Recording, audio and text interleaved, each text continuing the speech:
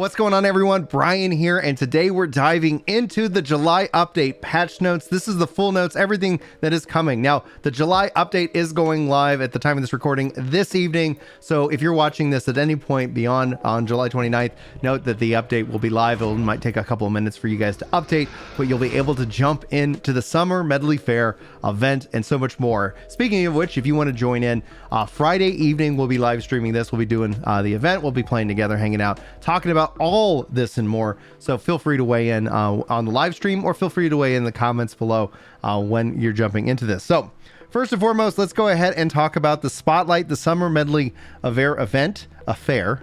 Oh, either way. Celebrate the Summer Medley Fair with fishing and musical events throughout Eternum. Summer villages have been erected in Brightwood, Everfall, Weaver's Fin, and Monarch's Bluffs. Raise your reputation with a maestro through the quests like catching the famed Eternum sturgeon to net special seasonal rewards. You can even frame your favorite catches for your home in the new Mount-a-Catch station found in every village. So this is adding in musical instruments. I've stated this multiple times. This is the most surprising thing. This is what made me even more excited about the roadmap, because it means that there's still fun that they're having. There's still things that they haven't shared, and the fact that they're adding in this into the patch as a part of it, I think adds a lot of value. We like to meme on bards as a part of the Work to Game team, and so now we all get to be bards in the game. If you guys haven't seen, you can actually apply various different buffs and perks, and people listening to your performance can either team up with you or they can tip to be able to take part in that buff. But knowing all that, let's go ahead and dive in and see exactly what the patch notes themselves say. Musical instruments are a new trade skill that will make the world your stage. There are 5 musical instruments to pick up and learn, plus an initial 31 songs to collect and master. You can play solo or as a group of up to 5 adventurers, and these musical instruments include the guitar, the mandolin, the upright bass, the drums, and the Azoth flute. Now, I've seen people talk about like the inns, the taverns, and seeing like it'd be cool at some point if they added like a piano or some kind of instruments that not necessarily following you around, etc. So I think that could be something interesting. You can always let me know what you guys think about that itself. Now, songs are unlocked by salvaging pages hidden throughout Eternum. Complete the Summer Medley Fair quest to earn special sets of pages and starter instruments, and better instruments can be crafted through the furnishing trade skill, and furnishing can also roll new musical trade skill specific perks. So you press the F5 button to instigate a performance.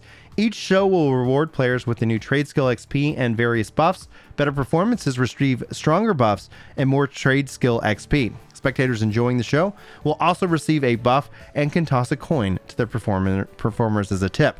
More buffs unlock as your trade skill increases. The buffs in order of progression are decidedly dexterous, gathering speed increased by 75% for either 30 to 90 minutes, depending on how well you perform. Territorial Triumph, territory standing bonus increased by 10% to 30% for 30 to 90 minutes. Altogether now, group character XP sharing bonus increased by 4% to 15% for 30 to 90 minutes. Song in Your Step reduces player encumbrance by 200 to 1,000 for 30 to 90 minutes. I think maybe I'll stop saying 30 to 90 because that's essentially what it is for everyone.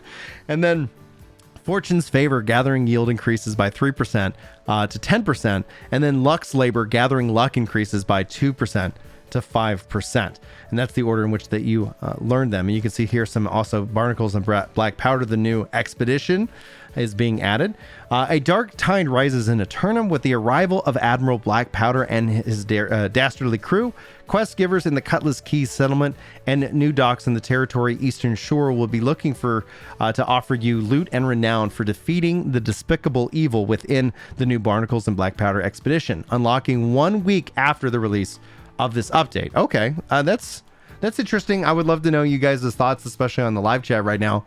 Do you guys feel like that it's fine that the expedition's locking a week after this event itself? Because I think essentially maybe they're doing that to encourage people to take part in the Summer Medley Fair, as opposed to saying like, hey, everybody's gonna kind of want to probably maybe go into that expedition. I know MMOs like Final Fantasy 14 being kind of a big one for us. It does that with like the content. Hey, it's gonna roll out, at this kind of clip over the course of the update, but we'll have to see here as well. So anyway, I'd love to know y'all's thoughts if you have any and all to share in that regards. Rumors suggest there might be an even greater power within the Admiral's hold, not to mention more than meets the eye. So for the mutators, or let's see see you didn't. Okay, yeah, it's saying that the expedition. I was wondering, I was like, if they're talking about the mutated side of it. Barnacles and black powder will be mutated 2 weeks after its release. That's the high end, hardest level content that they have for the expeditions. 3 mutated mutations will actually join the rotation. Icebound. This features mutations that deal ice damage, apply slow, and spawn glacial crystals in the area of effects. Oppressive, enemies gain powerful abilities like mana drains and zones of silence, which prevent ability usage for a short period of time. And Frenzied, this variant applies curses to players that dodge. Curses stack up and deal damage over time. When Frenzied reaches 3 stacks, it detonates. This explosion deals additional damage to the player and leaves an elemental damage area of effect.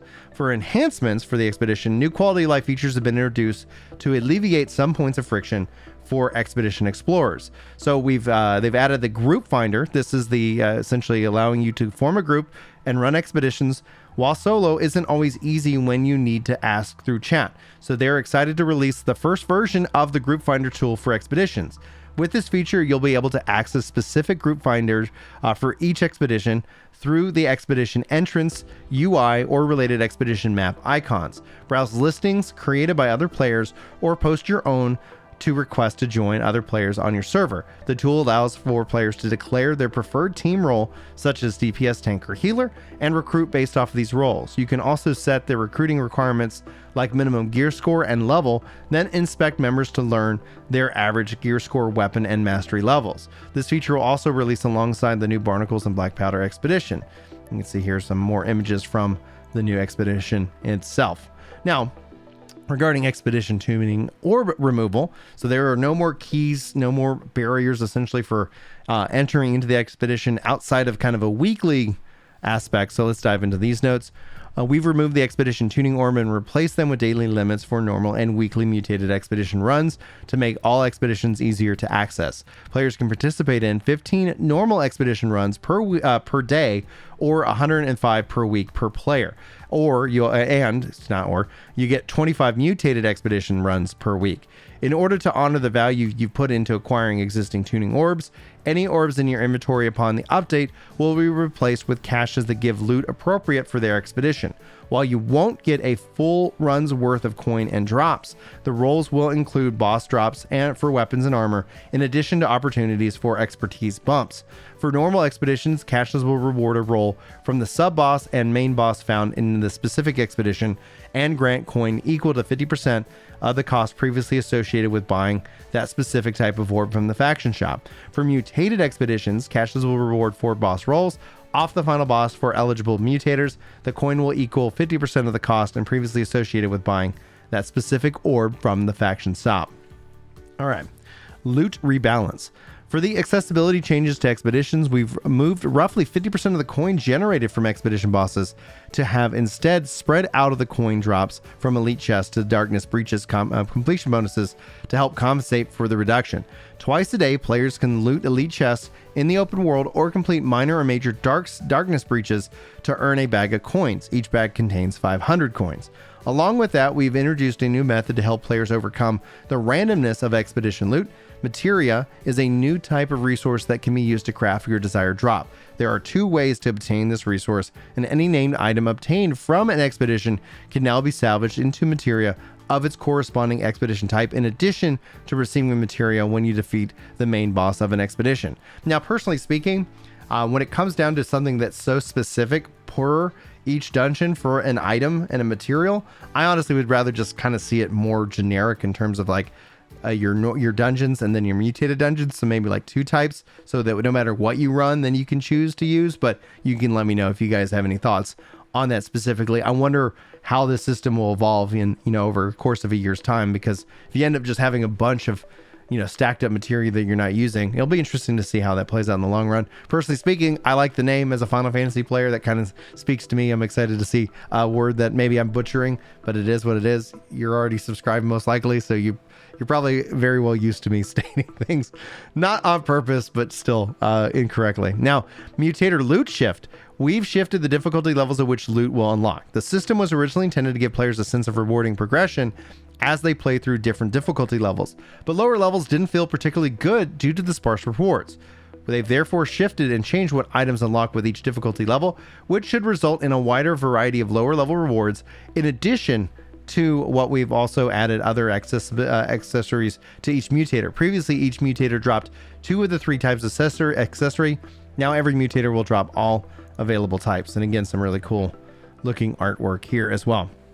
Now, they have now taken wars and made them instantly. Previously, while 1 or more wars was going on, server performance would become degraded. This could result in latency spikes for players in the war and surrounding areas. So they have rebuilt the underlying technology to actually improve its performance. And I wonder if we'll see this evolve into more cross-world stuff down the road. Luke's perks, trade skills, etc. Perk rebalancing. After examining the meta and its issues regarding endgame viability, we've adjusted over 150 perks to make them more useful and competitive compared to some of the best perks in the game. Skill-specific weapon perks are now more powerful, with some receiving substantial rework.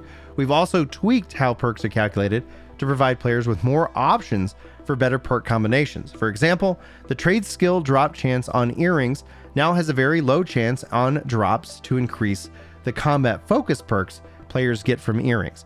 These perks will can still be controlled via crafting using their specific craft mod to make specific items. Take a look at these images as well. These are going to be great. I don't know which one yet I'm going to use on the thumbnail, so maybe you guys can help me if there's one that stands out to you in a very beautiful way. Loot quality. The overall quality of drops has been improved based off the player's expertise level. This means that level 60 players should earn more epic and rare loot instead of uncommon loot. Epic and legendary loot also has a higher chance of receiving more viable stat combinations. Example, increasing chances for Keen, lowering chances for Beast Bane. Perks that roll are still random for non-named items, but players should be able to have better combinations of perks overall. We've also improved the chances that higher gear score items can drop from lower level creatures, giving a small chance that 600 gear score items can come from a level 59.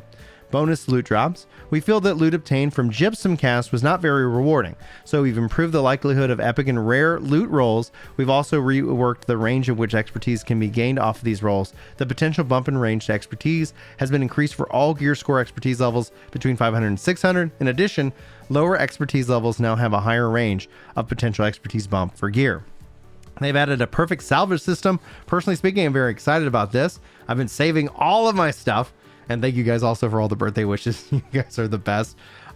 Says they made salvaging more rewarding through the introduction of perfect salvages. Whenever a player salvages an item, they now have a chance to perform a perfect salvage, which can reward them with research materials such as weapon scraps that can be used to gain crafting and trade skill experience, special orbs that can be converted into gypsum casts that bypass the normal daily limit, materials to fabricate special items, and other valuable resources as well.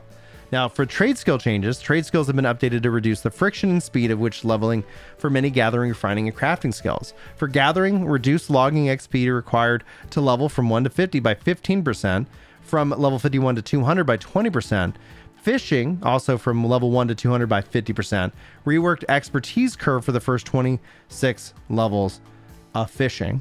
Refining, they removed tiers from reagents, that's tannins, fluxes, sandpapers, weaves, and solvents, with the goal of simplifying these into a single tier, giving potency of tier 5 regions to help players progress trade skills more efficiently and reduce friction of converting. Reduce leatherworking XP required from 1 to 200 by 10. For smelting, from 1 to 200 by 10% as well. For weaving, it's been reduced by 15%. For woodworking, it's also been reduced by 15%. And then stone cutting has been reduced by 20%. For crafting, they improved the trade skill XP on tier 4 and tier 5 crafted items for all skills. They reduced furnishing XP required to level from 1 to 200 by 200%. And they reduced the trade skill XP required for weaponsmithing and furnishing for levels 1 to 200. I'm going to take a sip. Thanks, Shay. All right. So for crafting, gathering, refining, and refining clothing, we've rebalanced the drop chances and locations for all trade skill clothing to better improve their availability, which I've been hunting down a vengeful fisherman's hood, and on my server it's usually around like 70k, so we're still hoping for it. I'm not willing to drop 70k on one thing for that just yet. What's going on, Real Kitty Hawk? How you doing today? World experience, notable fixes. Fixed issues that prevented players from cleansing the swamp beast using the glowing totems in the area. Players can no longer place camps in a way that would cause them to respawn under the world. Players can no longer be instantly killed in the Siren's Queen trial after another player dies. They fixed a number of issues that caused server and client crashes. They fixed issues that caused players to stop moving if they ran into a loot bag while their inventory was open. They fixed a bug that caused players to incorrectly spawn into the world while dead. They fixed an occasional startup crash that would occur if after the game update. They adjusted the rogue cliff that was placed in the middle of the cave, and it would no longer prevent players' progress. They improved terrain textures loading that led to blurry and muddy looking spots on the ground. They fixed an issue that caused logging errors where the client's system clock was off by several hours. They fixed a bug that caused players to get stuck in the wrong fishing states. They fixed bugs that caused the UI to disappear if you joined an instance activity or used the unstunk function while a fishing rod was equipped. They fixed an issue that caused players to camp to respawn point from a previous play session to show up on the respawn screen even when unavailable. They fixed an issue that caused individual bags to appear instead of a single bag with a player drop multiple items simultaneously. For exploration, they fixed issues that caused some fishing hotspots to not appear on the map after discovery. They fixed issues that caused several hotspots in Restless Shore to not give the correct amount of resources. They moved a few misaligned fishing locations to actual water. They fixed an issue that caused world textures to appear black for some players. They fixed an issue with dynamic resolution scaling where the situations of heavy smoke and faint shadow silhouettes could become visible. They fixed the following named enemies have been updated to level 63. This is something that's really exciting, guys. Really exciting right here. So that they have a potential to grant level 600 gear drop score for players. Now, this is in Eden Groves, Banes, Cal, and Ajoran. The Old Merc Forest, the Unhallowed Soul of Murkgard. The Null Visage, the High Priestess Oshifir. Bale's Maw, a articulation of Unshackled, and Mauserol of the Herald. Crimus and the Crimus Gate Lord and Overseer Levy. The Sipolo Cavern. Ziz Wang and the Immovable, and Duchan the Unstoppable. The East Laternum, the Corrupted Excubator, Lusa. I knew I was going to find something I was just going to hit the wall hard on. The West Lumerin. Pit Lord Dial, the Congregation, the Marpal, the Lambit Mustag, the Brightbringer, Mirror's Rest, who's more Samuel, Sky Makagai, the Thorn of the Heartwood, the Cemetery Monastery, Gat Nasher, and the Saiskon Crypt. You've got Ivan the Inevitable, Morkai the Mortician, and Slayer Rosalind Farley. So the fact that they're going and Ivan's getting that boost to 63, I think is really important. Ivan's a great spawn. We're going to go farm Ivan here in just a little bit after this video goes live. So that's going to be a lot of fun to see that him. Plus, what this also means is that, we'll get into it, the chances are when they're especially like 62 and 63 to get higher loot drops. Oh, it's going to be solid, dude. I love open world mob farming. I love it. And the fact that we're seeing some of these world bosses, especially that are getting farmed, getting a little bit of love, hopefully going to hit a little bit harder. Ivan dies so fast right now, guys. So he's going from 60 to 63. So it's going to be good times. Anyway, they fixed an issue that caused Thorpe to make a surprise appearance in the cathedral outside the Tempest Heart. They fixed issues that caused the Skysong Shrine point of interest in Evanscale Reach to be undiscoverable. They adjusted the placement of the recipe for disaster lore note to make it more visible. Adjusted distribution of the Black Bears in Grayvale Brightwood to alleviate difficulty in exploring that area.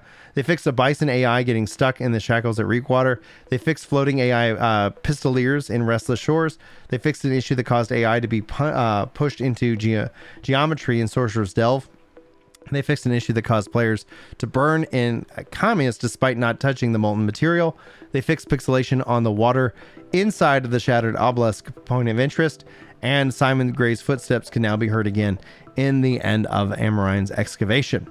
Now for expeditions, the tuning orb and crafting materials, these have been adjusted. So the tuning orbs and their crafting materials no longer obtainable except for breach fragments.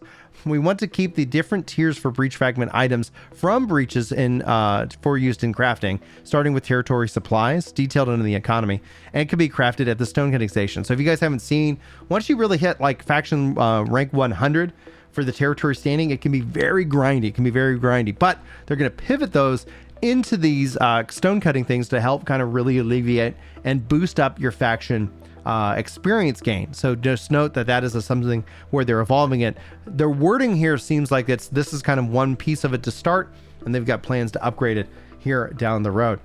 See here, Sat says, happy birthday. Not mine, but it's my mom's birthday too. Happy birthday to your mom.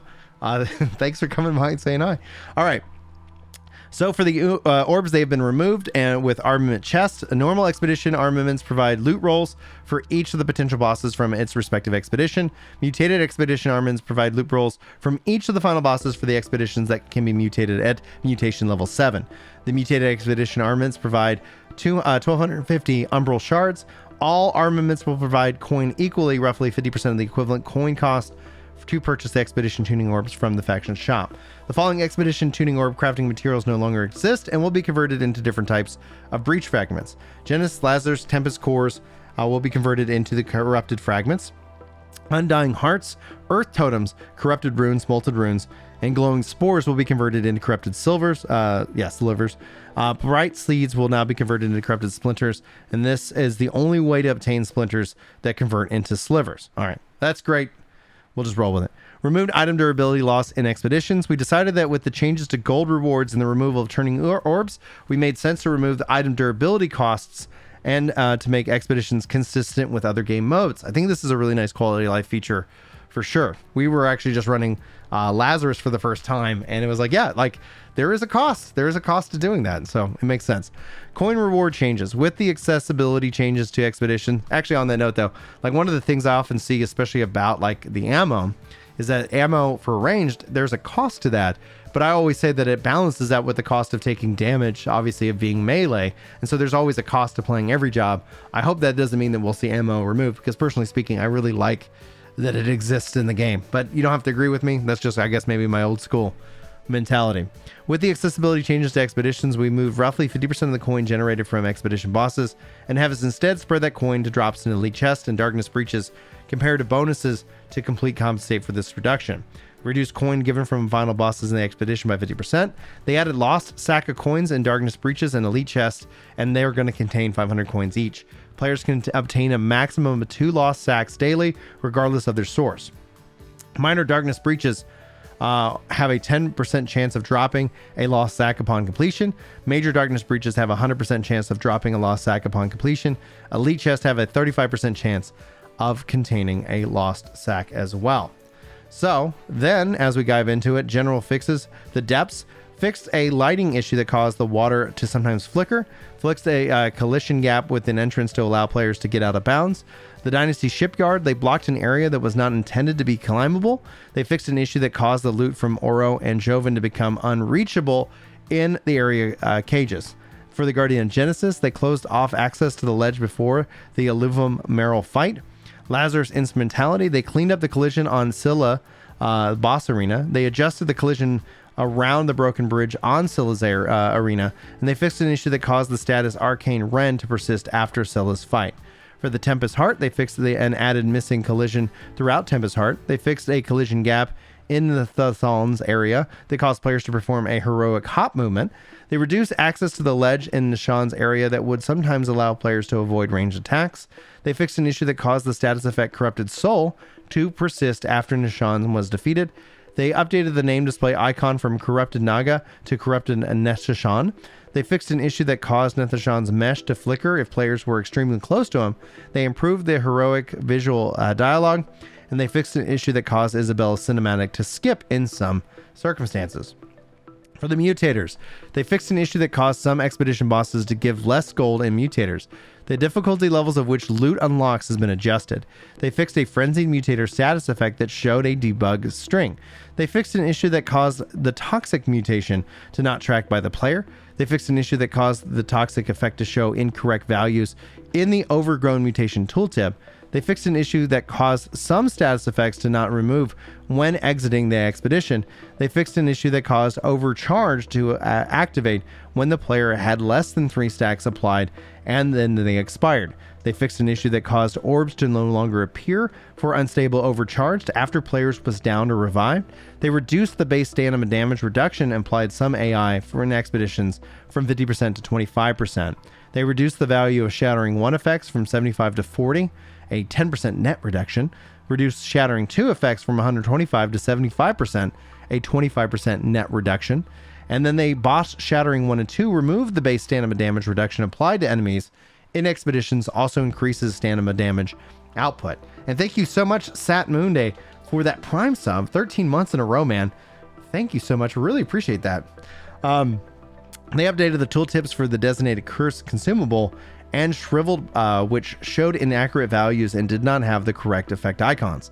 They updated the visual effects for the unstoppable and overcharged mutators. They fixed an issue that caused attacks from spawn enemies to not scale properly while under the geared and Mutator 10.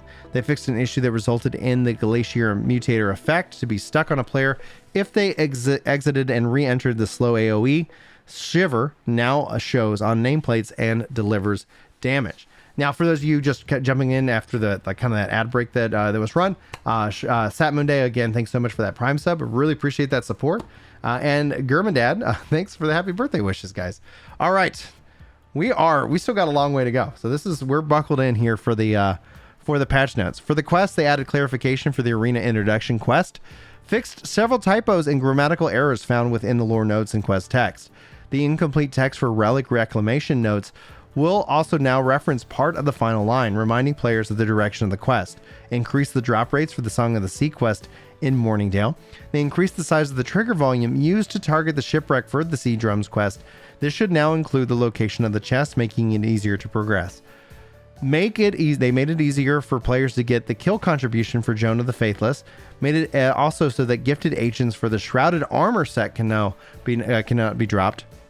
They made it so that the transference for enhancing the protective armor can not be dropped. Made it so that the spark of enhancing the battle's embrace armor sets cannot be dropped. They set all quests to the last argument weapon quest arc to allow a reset instead of abandon. This should prevent players from getting stuck due to the quest abandonment, and this brings the weapon quest line into parity with the existing weapon quest lines. They fixed an issue that caused quests to be incorrectly labeled as crafting type with the objective's view of the map. They updated the Mother Ocean quest pin to reflect the location of ghosts in Billum Old Crew, since they have moved to a shiny different island and no longer lurk directly next to the ship. They fixed the Warden Scout Tidless lip sync in the quest Into the Depths, and the quest marker for Morning Grizzly trophy hunt missions has been adjusted to more accurately reflect the location of Morning Grizzly. For AI updates, they fixed an issue that caused certain attacks to trigger a paranoia effect on the attacking AI upon block. For the World AI, they fixed issues that caused Spew Spitter and potentially other AI characters to spawn inside walls. Fixed a rare issue that caused the Spriggan to become unresponsive. They fixed an issue that caused Corrupted Hounds to not play their stun animation. They fixed an issue that caused the Dryad Shaman Rolling Vine to spell not fully reach the player. They reduced the pushback and reaction of the Dryad Shaman Overhaul Staff Swipe and projectile attacks. They fixed issues that caused the Shaken Wraith Stun status effect to not be removed by their subsequent hits. They fixed the issues that caused the Varian Knight enemies to not properly play directional death animations. They fixed an attack type of 2 grenades thrown by the Undead Grenadier, changing them from light to heavy and heavy to magic, which now allows Rhyme to proc. They updated the damage type of the Disease Grenade to strike to nature. They reduced the damage area for Corrupted Tendrils' ranged burrow attack and added a warning telegraph for the incoming damage. They increased the buffer distance for AI to target players outside of the AI navigation areas, therefore allowing the AI to more reliably attack players on the edge and corners of terrain. They fixed an issue that caused the Varangian Scout double swing to not damage the player. They reduced the difficulty of ghost-type monsters with the following global changes. Reduce the damage of overall swipe attacks, remove stagger and grit from both overhead swipes, and attack lunges. I gotta take a little bit more coffee. All right. Hope you guys got your drinks in here buckled in as well. All right. Expedition AI General fixed an issue that caused Timeless Shards to not drop from all expedition bosses. Timeless Shards should now drop from all endgame expedition bosses, including mutators. Starstone Barrows fixed an issue that caused skeletons to spawn outside of Grendel's area. Then the Depths, they fixed an issue with the Kara pace blocking the teleporter was not able to take damage from status effects and from some AoEs. They fixed an issue that caused the Captain Thorpe in Restless Shores to not apply appropriate distance scaling to his pull-in ability. For the Shipyard, they fixed an issue that would set AI after players climbed into the cliffs in the Eastern Pier area. They fixed an issue that caused Isabella to fire her pistol in random directions. She will now always fire at a player. The Dynasty Maiden's Dragon Dive attack no longer adjusts aim after the tell. and instead fires straight out from the Maiden. They added a team wipe ability to Joven and Oro to finish groups that have all fallen to death's door. Where is this? The more detail than announcements than one. I'll have the link also here for you, and then if Chris is still hanging out as well, he can drop the link for you, but it will be in the description. Chris is already on top of it. What a legend. All right, Guardian of Genesis, they fixed an exploit that caused certain AI to retreat in an unintended way. The Gatekeeper, the Greenskeeper will no longer target down players prior to starting their attack sequence. For Lazarus, the Chartist Rolling Hands is now unblockable. They fixed an issue that caused Scylla to wipe a party prematurely. They fixed an issue that caused certain AI to retreat in an unintended way. For the Tempest Heart, they fixed an issue that caused Nishan to spawn in a corrupted core just before his phase transition. They fixed an issue that caused some enemies to auto-cull after destroy the monolith encounter. Isabella will no longer stick to players that block her with their body. They fixed an issue that caused Isabella to stop attacking and become unresponsive. All right. Now for Mutated AI, Isabella's cannon should now correctly mutate when playing Mutated Expeditions. They fixed an issue that caused some enemies to not gain elemental modifiers from mutators. For combat, man, we're not even 50% of the way through. Woo! All right, I'm gonna drink some water. All right, there we go. All right, health and damage display. Adjusted healing flyout numbers to no longer be limited to if the healing is greater than 5% of your HP. They are now manually set based off of what is preferred for each heal. Yes. Set all persistent healing status effects that are either small ticks of healing or inactive healing to not show healing number flyouts. The health display will no longer show 0 if a player is still alive. Well, that's helpful. Increase the number of decimal places shown in a weapon's critical damage multiplier tooltip so that the Firestaff and Blunderbuss can display their correct multipliers. Previously shown 1.2, but it was actually 1.25.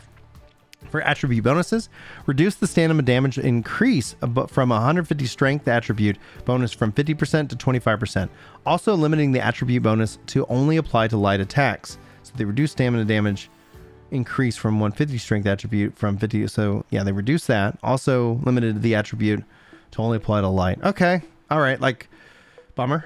It feels like a nerf, but maybe it's appropriate. You guys let me know how you feel about that one.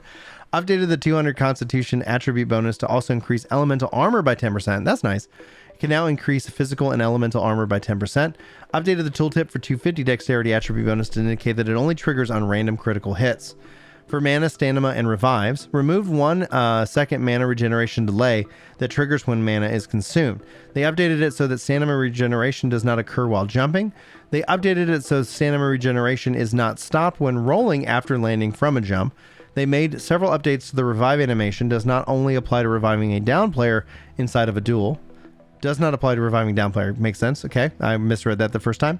They added invulnerability frames while a player is standing up from after being revived to help prevent them from being killed before they have no control of their character. Thank you. They fixed an issue that caused the cancel window to not function properly and keep players in the animation longer than intended. They reduced the recovery cancel window from 45 frames to 30 frames. Previously, this did not function properly and would only allow a player to transition out of an animation that was complete at around 50 to 60 frames. All right, well, you guys can let me know if you're excited about that. That feels kind of natural. I like the reviving immunity. That's a very helpful feature, hands down. All right, let's continue on. Notable bug fixes. Fixed an issue that caused the ability cooldowns to be tracked by hotkey slots instead of the ability itself. They fixed an issue that caused projectiles to sometimes land behind the player. They fixed an issue that caused players to get maturely stuck in cooldowns for Berserk or Ice Pylon after they performed a respec on the application trees with either ability active. Activating these two abilities will now trigger the combat state and prevent respecs. They fixed an issue that caused various abilities that spawn entirely to not scale gym perks and other statuses affect damage properly when the entry triggered said damage. They fixed an issue that caused stuns to not remove after taking hits from various players, flamethrower, wind chill, etc. They fixed an issue that caused desyncs after a player got stunned. They fixed an issue that caused luck bonuses from inactive weapons to trigger. They fixed an issue where a rare issue that caused magic spell effects to jump on the ground. They fixed an issue that caused an additional delay before reloading when a player stood in place after dodging while a reload was pending for the musket or blunderbuss. They fixed an issue that caused incorrect weapon run animations when transitioning from prone to stand while moving forward.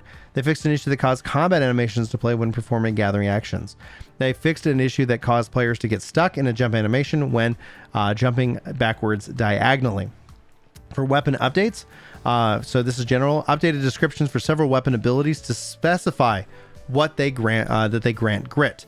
So blunderbuss is blast shot, the great axe maelstrom, no reprieve upgrade, the sword and shield defiance stance, shield bash and shield rush, the warhammer clear out, shockwave and wrecking ball.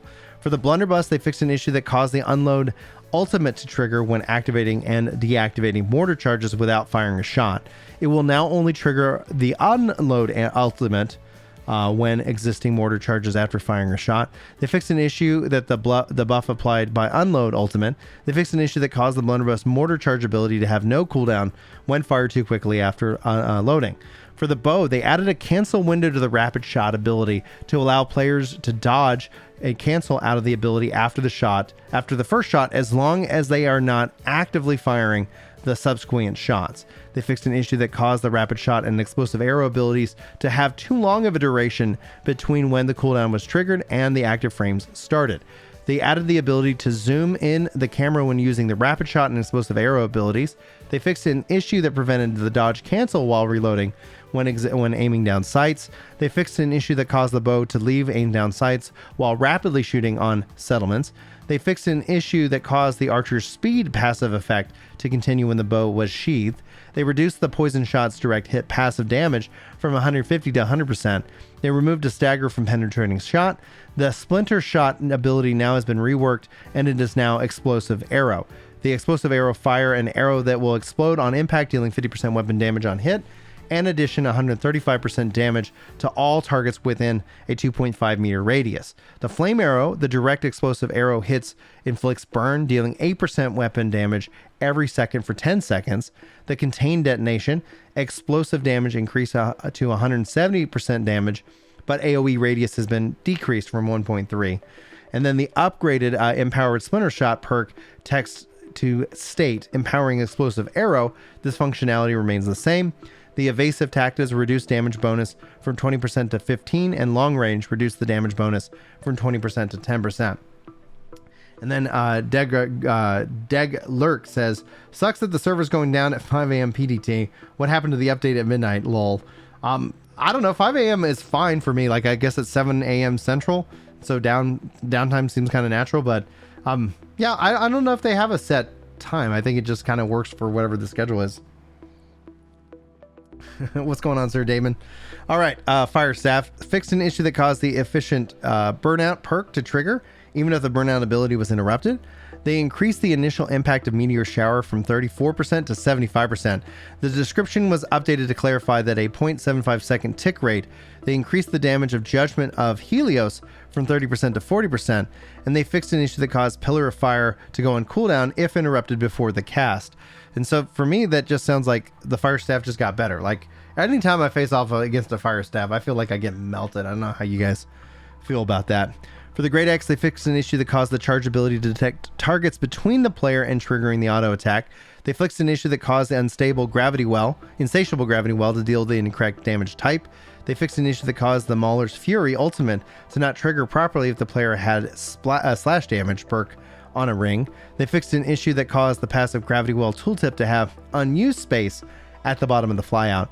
The Gravity Well now pulls down players into the center of the ability upon cast. The Maelstrom ability with the Absorb upgrade will no longer absorb friendly projectiles.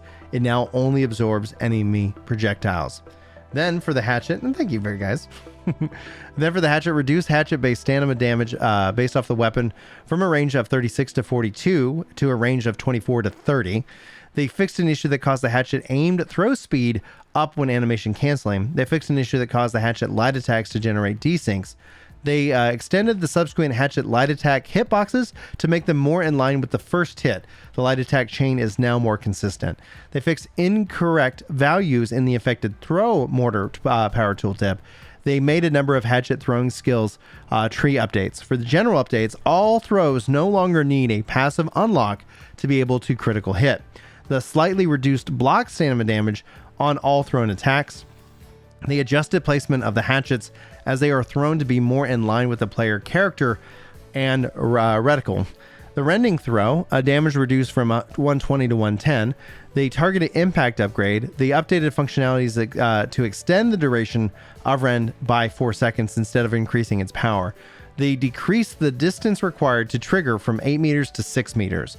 For social distancing, increased dodge back distance, added a stagger to distance throw, reduced damage from 130 to 100, the slightly increased invulnerability frames during backwards dodge, updated the tooltip to show the ability as invulnerable frames. They increased the base slow effectiveness from 15% for 3 seconds to 25% for 5 seconds. And the quick power upgrade, previously granted 30% haste for 3 seconds when social distancing hits a target with an active debuff, it now grants 20% for 6 seconds. So it doesn't seem like they need that active debuff on anymore.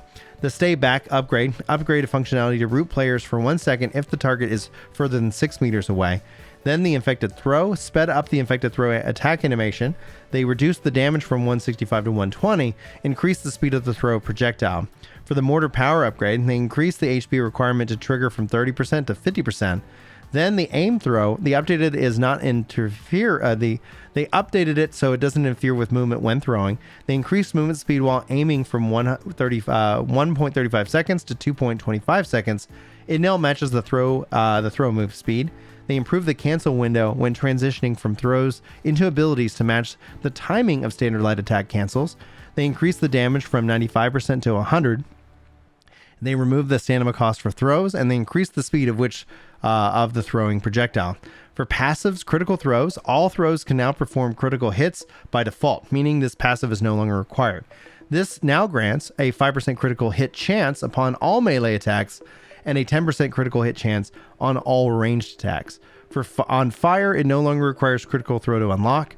Rejuvenating crits no longer requires critical throw to unlock. For explosion, they reduced the passive damage bonus from 15 to 10%. Boot and Rally renamed the hurling force. They reworked the increased damage of all throws based on how far away the target is from the player. They deals up to maximum of 20% damage at 20 meters and beyond. For persistent hindrance, they reduced debuff extension time from 30% to 20%. They updated it so that it deals 3% additional damage per debuff on the target, up to a max of 4 debuffs. For Adrenaline Rush, it now triggers off of a hit of an ability instead of the ability activation. For Accumulated Power, the power reduced from 30% to 20%, but it now also triggers off throws. For Relentless Fury, they reduced from 30% to 10%, but increased duration effectiveness from 3 to 5. Now, what we're looking at this is a massive overhaul to the hatchet. And if you guys seen some of the PTR footage, legitimately like throwing, they're really trying to bring that throwing baseline up and make that more viable for absolutely everybody. And I'm excited to see how that is going to change overall the meta. So that's going to be what it is. Now, as far as long maintenance, I see Chad asking about that. I think we were looking at a couple hours maintenance. Maybe Chris, you know the specific answer on how long they're planning for maintenance. It is a part of the kind of the announcement post that went up this morning. All right. For the Ice Gauntlet, they added a 1% cooldown to pylon dodge upgrade. Players can now sprint when affected with frostbite. They fixed an issue that caused the ultimate chill to not trigger when a target was hit with the wind chill or the ice shower ability. They fixed an issue that caused haste bonuses to cancel wind chill early. They fixed an issue that caused pylon to consume mana if it didn't spawn on cast. They fixed an issue that caused some damage over time effects to trigger the Frozen Touch passive. And they fixed a typo in the description of Ice Shower. They fixed an issue that momentarily prevented players from moving when they exited Entombed early. For the Life Staff, they fixed an issue that caused dodging to not cancel Light's Embrace and Divine Embrace casts. They fixed an issue that caused other hotkeys to be assigned to targeting healing hotkeys. They fixed an issue that caused the projectile strength passive to incorrectly show 10% of the tooltip instead of 20%. They fixed an issue that caused Sacred Ground's cooldown to trigger before the spell was cast. And they fixed an issue that destroying the beacon AoE when hitting neutral targets. For the musket, fixed a visual discrepancy that caused the impact effects for the musket to appear even if the server indicated the shot. They fixed an issue that caused the shooter stance camera to not reset when entering an arena. They fixed an issue that caused shots to fire too soon when entering shooter stance from a dodge. They fixed an incorrect idle animation when the character was exhausted. They updated the musket reload to not have to play through the first half of the reload if the reload was interrupted after a portion of the animation was played. After being interrupted and completing the first half of the reload, only the second half of the reload animation will now play. They fixed an issue that caused the shooting animation to trigger earlier than intended after the reload. Hey, Fido, thanks so much, man. For the rapier, they fixed an issue that caused the repost taunt duration to not match the 4-second ability description. They updated the homing on rapier flourish and finish attacks to more closely match that of the ability hit areas. They reduced the flurry-based stamina by 25% to 75%, depending on the attack. Previously, the stamina damage increased with each attack flurry. They reduced rapier-based stamina damage on the weapon tier from a range of 26 to 32 to a range of 22 and 28. Oh boy. And Fido's asking in chat if I knew it was Lulu's birthday. I did not, so happy birthday to Lulu as well. Birthday buds. Yeah, what a good day. What a good day to be born, right? Spear. Fixed an issue that caused javelin throws to trigger incorrect effects against various other material types, the Cyclone ability. They removed a pushback from the base Spear Cyclone ability. Grit is now on Cyclone ability by default, and it is no longer tied to the Strong Momentum upgrade. The Strong Momentum upgrade now has pushback as an optional upgrade for Cyclone. For the Sword and Shield, I mean, we're about to get into the perks too, boys. This is going to be crazy. Fixed an issue that caused defensive formation to not trigger when you blocked immediately after dodging. They fixed an issue that caused sword heavy attacks to not obtain grit from the 300 strength attribute bonus throughout the duration of the attack.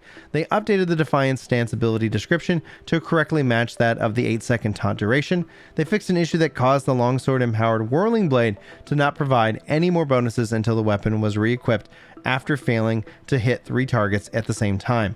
They fixed an issue that caused the sheathing sword shield animation to pause when players started to run. They fixed an issue that caused players to gain in-armor bonuses from the shield without having the sword equipped. And for the Void Gauntlet, before we jump into the perks section, fixed an issue that caused empowering proximity passive to not activate if an ability is triggered too quickly after swapping weapons.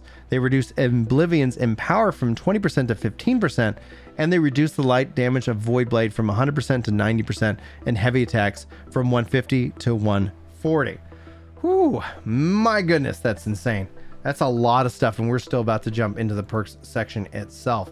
So hopefully you guys are having fun. I'm loving this. I really enjoy being able to take time to really kind of dive in and chew on all these notes just so I can have a better understanding of them as well. So, I'm going to get a little bit more water. How long is this recording so far? We're at 47 minutes on the recording. So I'm wondering, being that we're 50%, question to chat. Do I take that as part 1 and then do the perks as kind of a part 2 of patch notes? Or do I just put this out like it's probably like an hour and a half long video? Like, what do you guys feel? Let me know. Anyway, either way, I can always edit it. All right, let's jump into perks. Actually, I'm just going to be kind of curious. We got perks. Game mode updates. PvP arena.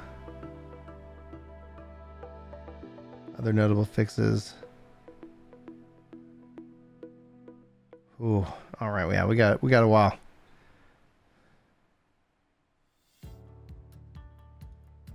I need prefer one of the videos with chapters. All right, Phil. That's gonna take its sweet time. It's gonna take its sweet time. Let's see here. Let's do that just so as people join into the voice chat, I don't have to overwhelm them. All right. Should be its own part for just algorithmic stuff. Oh my gosh, because people might just be generally interested in it. This is a tough call. Like right now, I'm just gonna keep going with it, and we'll go from there. All right, they changed the way perks roll. They now first roll and by the label and then by the perk. This will increase the diversity of perks on weapons. For example, the trade skill drop chance on earrings now has a very low chance to increase the combat focus perk and let players get from earrings, and these can still be controlled craft using specific craft mods. They rebalance all perk drop chances and normalize all perk chances across all family creatures and expeditions. For example, refreshing was not dropping on most family and expedition tables. Now it can drop from all expeditions and families. Still, perks now have a great increased net effect when on the weapon versus armor, and it will all be displayed in the update notes as 10, 20, and 30%. The first two numbers being the min max on armor and the last being the max on weapons. They updated the description of the following perks to specify that they do not trigger on blocked hits. So refreshing ward, stamina recovery, mana recovery, purity, fortified recovery, siphoning blow.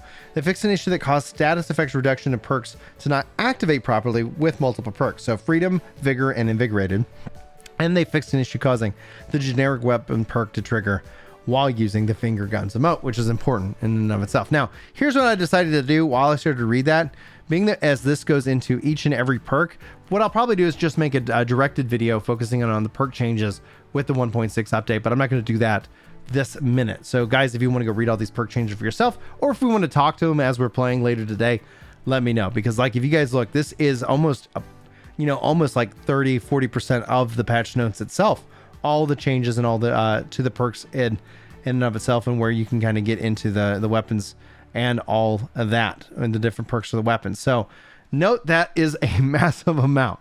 Like, we've now jumped into game mode updates. So if you guys are wanting that, just note that video will coming itself, because again of how specialized it is. And I think we did hit the perk changes as a whole in and of itself. And Grim Venom dropping 5 gifted subs to the community. Thank you so much for that. I really appreciate that so much. Oh my gosh. Thank you, Grim. Guys, get some love in Grim for supporting the channel the way that he just did. For the invasion, fixed an issue that caused invasion brutes to stutter when attacking the invasion claim. They fixed an issue that caused the boss AI to get stuck in certain animations when attacking the invasion claim. They fixed an issue that caused the priest mini boss to sometimes spawn sideways. They fixed an issue that allowed players to body block the invasion spriggan. They fixed an issue that caused cancel invasions to count as losses for players. For Outpost Rush, they changed the mesh on the protection ward. The ward should now be much more difficult to hit from outside of the fort walls. They fixed an issue that caused protection wards to prevent capture of a point, capture percentage from increasing, and instead reduced it back to 0 when they built it in the middle of a capture. They fixed an issue that caused gate structures to have separate interaction options when destroyed in the middle of an upgrade. They fixed the width of the most fort stairs in forts and fixed collision issues on ramparts. Forts should now be smoother to navigate. They reduced the rate at which the repeater turrets accumulate heat. They reduced the time which players must wait prior to the repeater turrets losing heat by 10%. They sped up the building time of buildables. Minimum build time is now 4 seconds across the board, with the exception of the Azoth contribution and the corrupted portal, which remains at 10%. They increased the repeater turret's damage by 25%. They increased the ballista damage by 15%. They fixed an issue that caused Ugg and Doug to rapidly navigate from the mines towards the nearest fort. The Outpost Rush reward caches are now significantly more likely to grant expertise bumps. Outpost reward caches will roll higher rarity loot more often, and the Outpost Rush reward cache weapons will now have weapon perks more frequently. Then the PvP arena, they've reworked how consumables work. Thank you. In PvP Arena, instead of granting players consumables upon joining each match, players will now be able to bring in their own consumables. These consumables are not consumed on use, so the players are able to use them as they wish without worrying about the associated cost. This will allow highly requested items like split attribute foods to be used in 3v3 Arena. For example, if a player enters the arena with 3 health potions, consuming these items in the arena will grant their benefits without taking them out of your inventory. There will not be a limit to how many consumables you can use or how types of consumables that you can use, provided that you are in the PvP arena, as long as you have that type of food to consume. You will now be able to use it as many times as you want without losing its own cooldown up. Hey, and Kavinci says your birthday's tomorrow. Oh, happy birthday early to you. Thanks so much for stopping by. All right, invites are now sent by the game mode instead of the blank player. The passive ability perks are no longer applied for players who died in the arena match and enter the spectator area. Those perks will start working once again that the round is over. Bag perks will now continue to function when watching the remainder of the round from the spectator's box, so players are not temporarily encumbered if their item load exceeds that of the non-perked maximum carry weight. Status effects applied by consumables within the open world are now saved when entering the arena and restored upon exiting. However, while in the arena, players won't receive the benefits of those status effects. They fixed an issue that caused players to not receive the special area only consumables if their inventory had too many items. Players can no longer use abilities to reduce damage from the arena's Ring of Fire. They fixed an issue that caused the moving to spectator box message to display if the last player killed on the team in PvP arenas. They fixed an issue that caused PvP arena death notifications to not state that the Ring of Fire killed a player. They fixed various messages that incorrectly referred to wars and then trying to leave PvP arenas. They fixed an issue that caused and destroyed ice pylons would count towards a kill on the scoreboard in PvP arenas and NPC kills in Outpost Rush. They fixed an issue that caused the exit mass message to appear in game modes other than PvP arenas. For War, the fort gates now upgrade outside of War. Fixed an issue that caused the company to gain influence during the influence race and will be eligible to declare war after any subsequent influence race if they did not gain any more influence in the meantime. Companies can only declare war if your company met the influence threshold during the current race and also meets the other eligibility criteria. They fixed an issue that caused the Cutlass Key faction control point to provide a smaller than anticipated gathering luck bonus, and they fixed an issue that would cause capture points to ground fills. I lost my place. Ground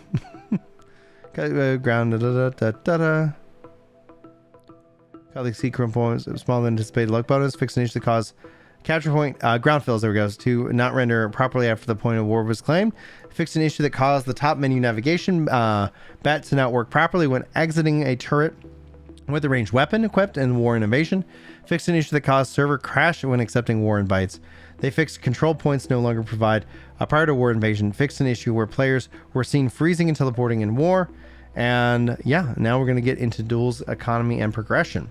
So for the duel music now maintains priority over the PvP music. Gear, loot, and general updates. All crafting and refining clothing has had their gear score fixed to make searching and buying orders in their trading post easier. Charcoal can now only be made from unrefined wood. Non-area patterns crafting costs have been reduced by 66%.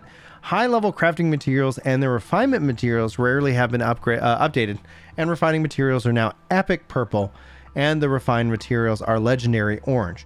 Upgraded Isabella's amulet to epic quality, better reflecting its importance both as a pre-order bonus and its lore. Its statuses remain unchanged. Rename the mass-produced blunderbusses and mass-produced blunderbusses. Rename mass-produced to mass-produced. Remove the reference to the expedition access than items that were previously used in the expedition tuning orbs. Yeah, if you guys haven't seen the UI changes on the PTR for those searches, truly fantastic. Fantastic. And bring back Fluffy Dogs with the tier 1 sub, 15 months of support. Thank you so much for that, dude. Happy anniversary message turned birthday message. Chaos, happy birthday, my friend. Happy birthday to you at some point.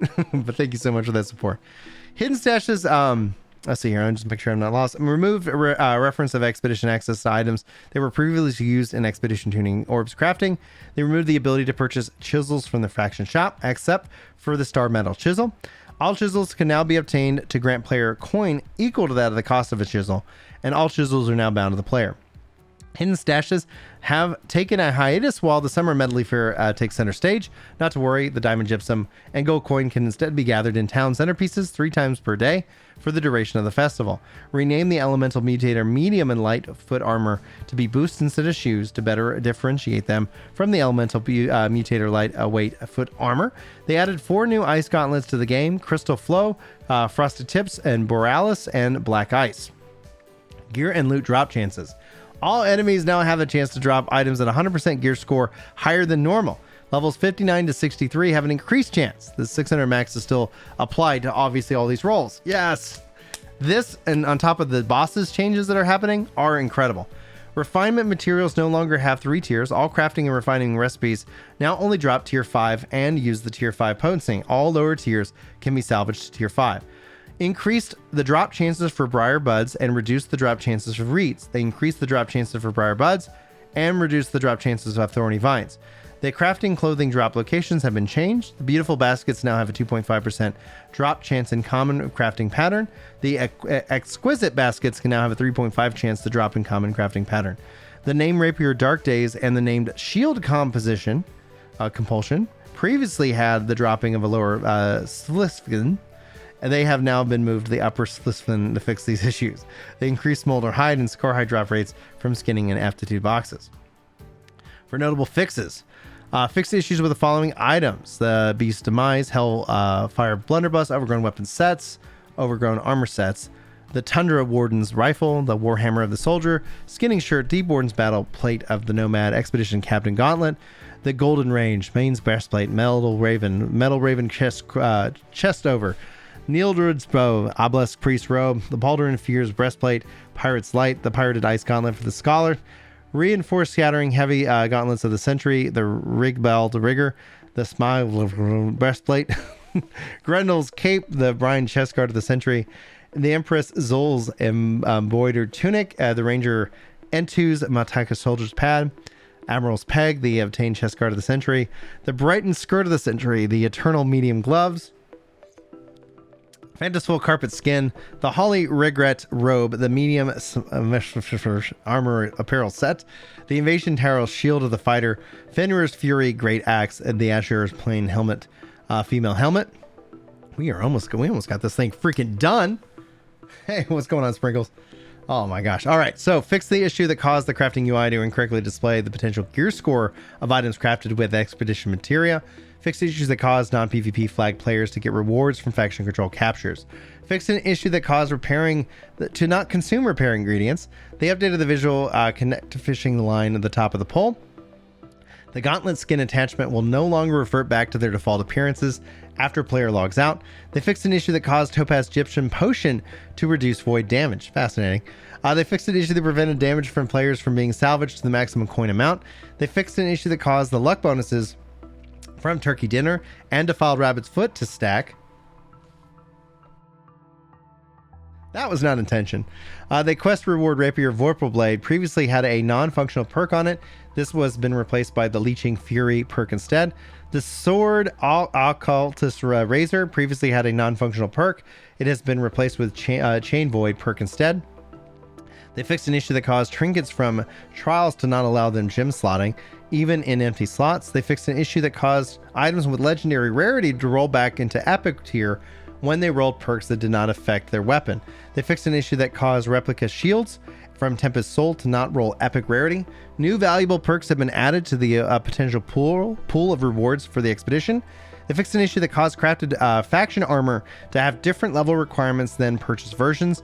They fixed an issue that caused the rarity of items to not appear correctly to match the number of perks on it. They fixed an issue that caused the incorrect icon to appear for the tier 4 and type 5 Flames Wake Fire Staff.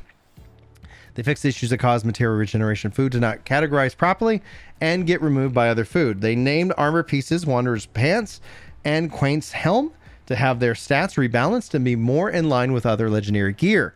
For the general trade skill changes, they fixed the display issue that caused pattern dropped by trial bosses to appear in common items in the crafting screen and in the wrong category. Man, I can feel my throat just like dry. Sprinkles with the Prime sub. Thank you so much for that support. Freaking legend. Thank you guys so much for all that again, and Flup again for the 15 months. And you guys are so nice, so generous. The fixed issues are called Blunderbuss Expedition replicas to have different expedition specific material requirements other than the expedition replicas. Replica Blunderbuss Expedition materials requirements are now in line with other replicas. They updated descriptions on pattern items to read more clearly and better imply that they are not the only requirement for that recipe.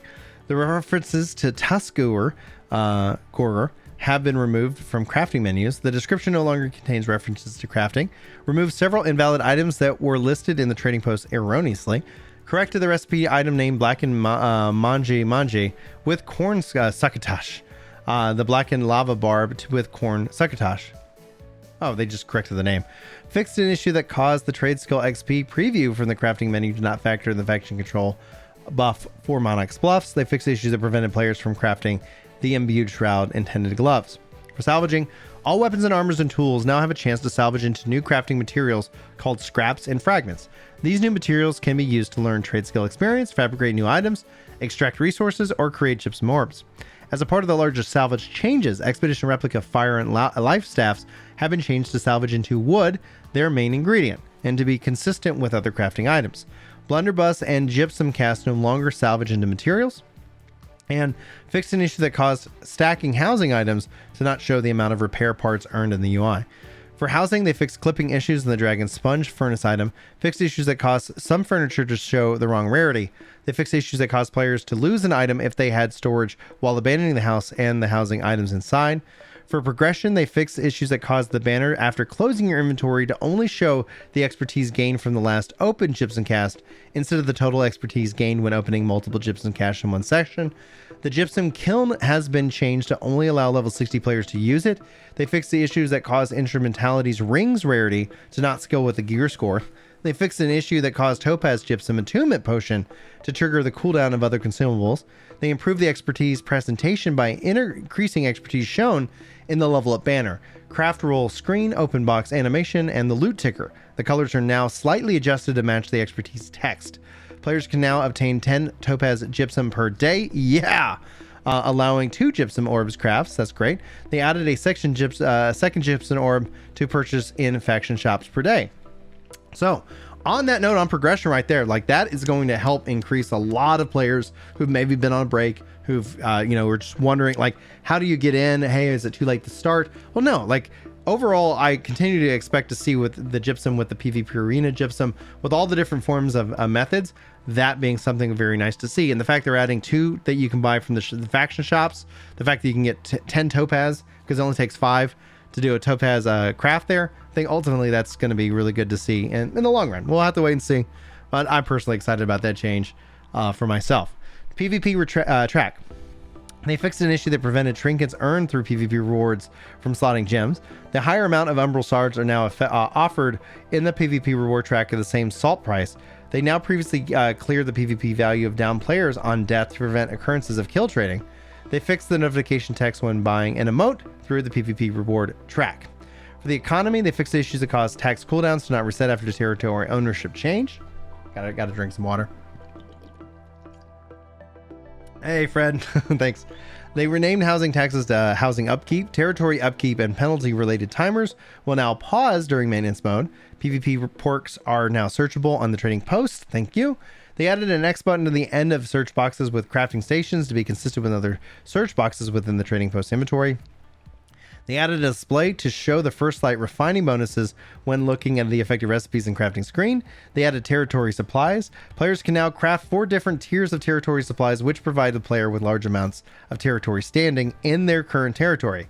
Territory supplies will cost different tiers of volumes of corrupted fragments, stone, and wood depending on the tier of the supply.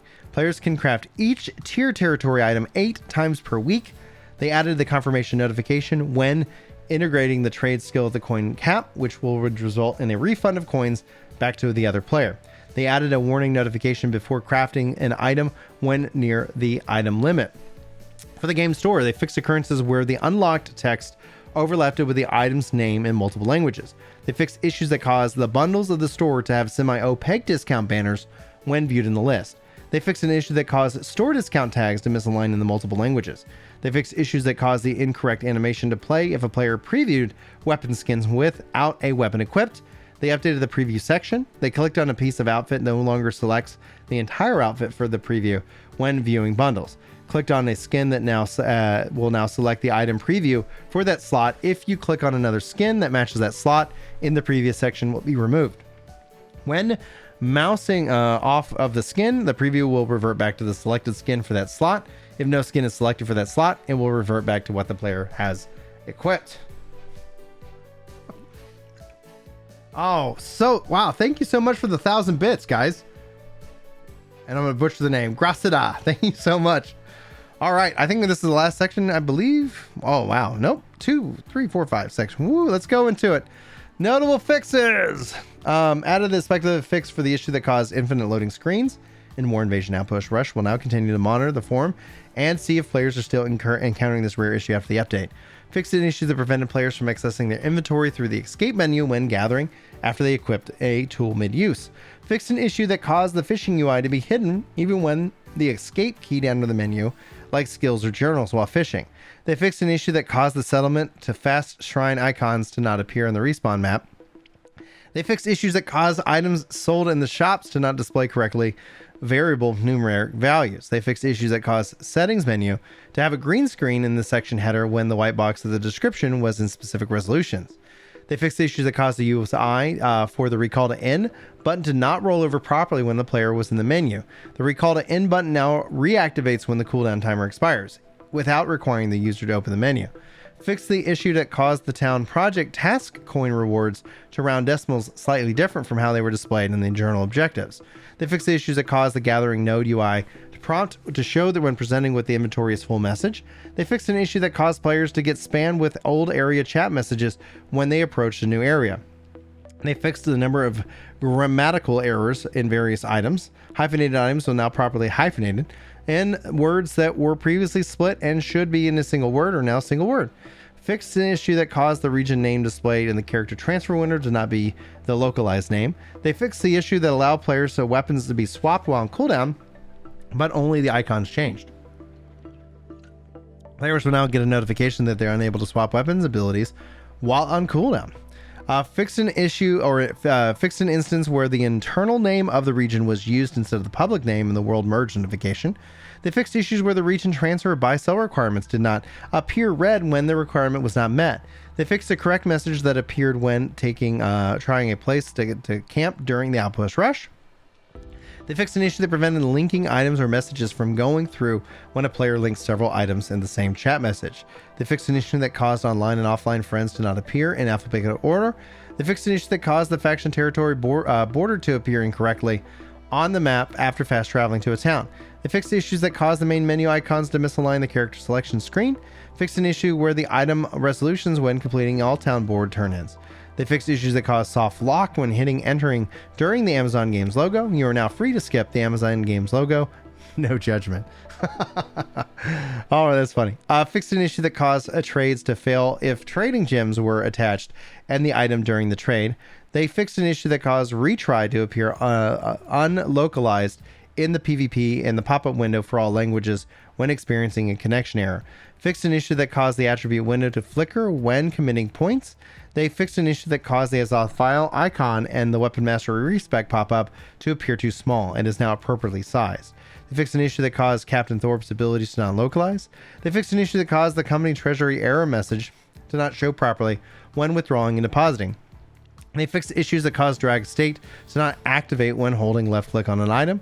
They fixed an issue that prevented players from crafting if they were in a crafting menu and had a recipe on cooldown selected and the cooldown timer reset while they were in the menu. It now refreshes in that case, so it shows you the correct status. Fixed an issue that caused the map to open and disable fast travel when salvaging items. They fixed an issue that caused scrolling down to upgrade items with umbral shards to not work properly. They fixed an issue that caused the split stack slider to display the wrong amount due to the rounding error value. They fixed the issue that caused the background to bleed through the top of the edge of the crafting screens. They fixed an issue that caused the hidden rings to lock icon for the ultimate ability node to vanish when performing a respec. They fixed an issue that caused some items to not appear in the post-war Outpost Rush reward screen. Fixed issues that caused the wrong name to be used during the Siren Queen fight. Fixed an issue that caused the reload bar to not show any progress during the turret HUD. They fixed an issue that caused the temporary ban message to show broken markup tags. They fixed an issue that caused the weekly mutation tooltips to flicker on the screen when hovering over mutator icons on the map. They fixed an issue that caused duplicate messages to appear when trying to store an item in a full storage shed. They fixed an issue that caused fishing loot ticker to show the wrong amount of bait. Oh yeah. Fixed an issue that caused players of the rank settler in their guild to receive an error stating that they didn't have permission to invite when clicking on the invite to guild button. They fixed an issue that caused some healing elixirs to show the incorrect healing values. They fixed an issue that caused language inconsistencies and pop-ups. The text completed missions of the town project board is now grammatically correct. I would never know if they was right or wrong in that case. when only one mission is finished. Borders around challenges in the menu pane now behave properly when clicked. Fixed an issue that caused the error message to display a couple of seconds when first entering the character transfer world list. Fixed an issue that caused players to get locked out of the transfer transaction window when the purchase button was spam clicked. Fixed an issue that caused the crash when talking with the quest giver in other languages. They fixed issues that caused the marker to appear at the bottom of the world when pinging locations on the map. They fixed an issue that prevented the appropriate player UI from appearing after the arena match. Players are now presented with a play or button or play with group button when in a group. Fixed an issue that caused the crafting UI to stay on the player's screen even they weren't interacting with the crafting station. Fixed an issue that caused items sold in shops to not display correctly variable numeric values. Fixed an issue that caused PvP Arena reward banner to show you gained a Garnet Gypsum even when you had already reached the daily maximum. This was a visual only issue. You were not receiving any more than the daily limit. Fixed an issue that required players to exit crafting screen in order to use it again when trying to select a different ingredient for Topaz Gypsum Attunement Potion. Fixed an issue that caused wave 1 of 8 to display when not update properly in invasions. Outpost Rush markers are now properly refreshed when playing multiple matches in a row. Fixed an issue that caused pop-up dialogue state to penalty timer for Outpost Rush instead of 3v3 PvP arenas. Fixed a visual issue with Silkweed and Harvesting trade skill menu. Fixed an issue with the by territory rewards text when viewing the territory info on the map. Fixed a visual issue with tier 3 war camp text. Fixed die channel setup for heavy eternal, light, eternal, and overgrown. The Hellfire armor sets. They fixed issues with the progression text when viewing crafting results. They fixed an issue where the health bar status tool tips were visible in the settings menu. Fixed the Blessed Crucible description to stay on top of the supply containers instead of star metal veins. They fixed a rare issue that could crash the game when disconnecting and returning to the main menu when trying to go back into the world. They fixed an issue that caused players to not get the achievement progress for winning invasions. They fixed an issue that allowed players to bypass the chat filter settings when entered profanity. We did it, boys. Fixed an issue that caused some beetles to lose their health bars. Fixed a rare issue that locked players in place when attempting the open conversion with the NPC, ultimately after closing the conversation. They fixed a bug that caused the expedition objective icons to not show up during expeditions. Fixed the test alignment with the inventory equipment load tooltips. They fixed an issue that disabled the arrow input for text input fields. New water break. Here we go. Quality of life improvements for general. Updated formatting the cooldown display when the ability slot tooltip in the weapon mastery tree window so that only shows the 1 decimal point. The E key can now be rebound to a different function. I think that's important. Added the visual cooldown timers for the intra-region character transfers. They added a visual cooldown timer for the world transfer button. It updates appropriately based on the expedition region of the world. They adjusted the inventory search bar fields to extend properly when extending past the default field of view. They added an animation for inventory slots to become unlocked upon leveling up. They added coin amount when salvaging close to the repair parts cap. They adjusted the star metal and platinum metal compass icon to better distinguish readily between the two.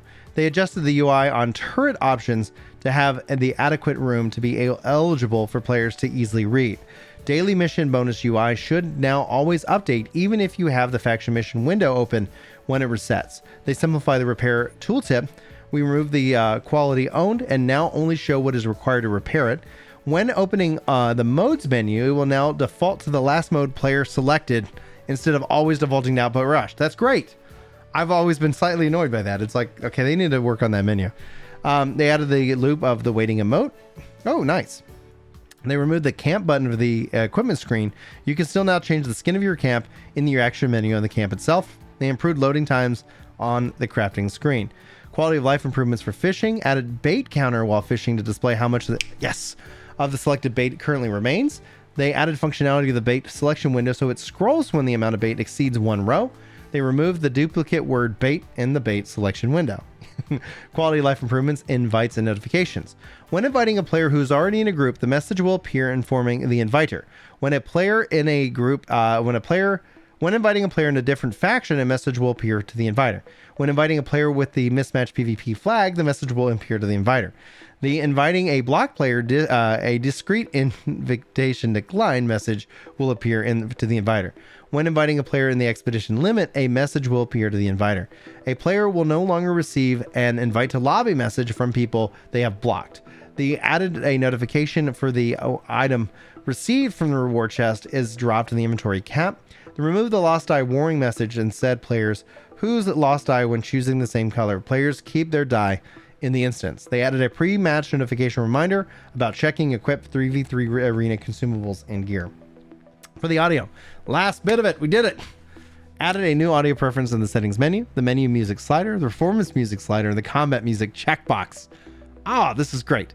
Void tunnel music now plays an ending cue when leaving the void tunnel. Isabel's voiceover is now clearer as opposed to the muffled when obstructed by an object. Fixed an issue that caused the corrupted impaler and corrupted entity to spam their vocals. Fixed an issue that caused Death's Door music to keep playing after the player was revived. Fixed an issue that caused the tree failing sound effect to sometimes not play. The corrupted core now plays a sound when spawned. They fixed an issue that caused combat music to stop working. They fixed an issue where it caused corrupted portal music to keep playing after the event concluded. And those are the notes. My throat is exhausted. But hopefully you guys got something good out of this video and you enjoyed, whether you watched or listened or just hung out live. Either way, thank you guys so much. Hit that like, favorite, subscribe, all that, share, clip, all the whatever. And let me know if you guys want the dedicated perks overview, diving into each individual one. I'm not going to do that live because I want to play some games today because it's my birthday and I'm going to have some fun. And thank you guys so much for the birthday wishes and everybody coming by saying hi. And thanks for also the financial support. It really means the world to me and to us here. So anyway, guys, I'm going to wrap up. Love you faces. Hopefully I'll see you in the next video. But until then, take care. Yeah. It's time to chill out on the couch and read some comments. That's right. You know me when it comes to Destiny. I'm off with the clan, and I'm glad you're feeling better. Oh yeah.